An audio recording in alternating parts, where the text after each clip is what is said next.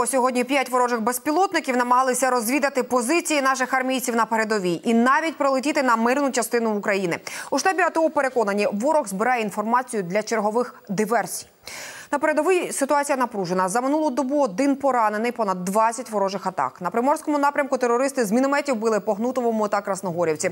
Неспокійно і під Донецьком. Тут окупанти били біля Опитного та Авдіївки. А в районі Зайцевого стріляли з БМП та кулеметів. Снаряди летіли і в мирні квартали. Село вже давно розділено на 2 частини. Одну контролюють терористи, іншу – українці. Як виживають мешканці, які буквально відрізані від цивілізації, розкаже Анастасія Федченко.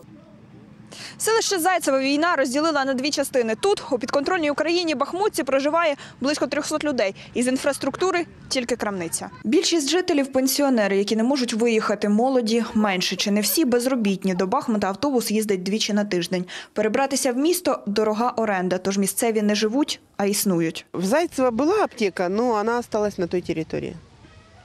Поселковый совет, школа, детский сад, все магазины, продуктовые, промтоварные, все остались на той стороне. Поселок отрезан от всего.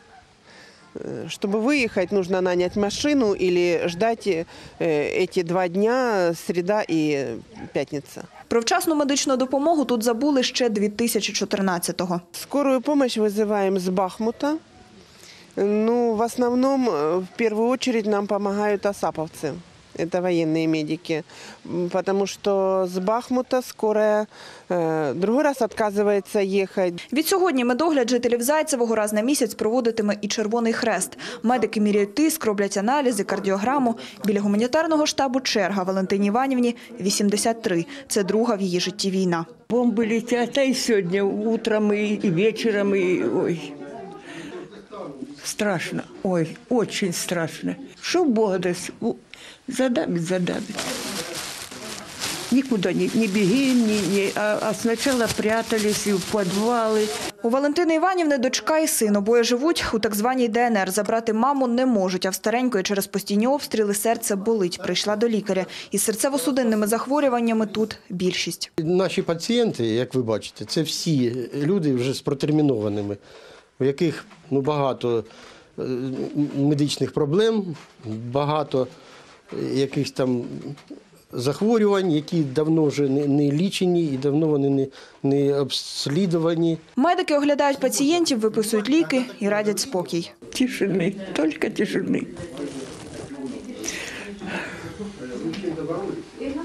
Надоело нам плакати.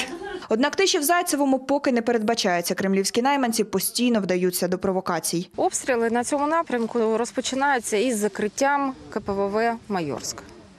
Закривається КПВВ, починаються обстріли з великокаліберних кулеметів, з гранатометів різних модифікацій. Із Зайцевого Анастасія Федченко, Євген Тур та Андрій Білойван. Факти ICTV.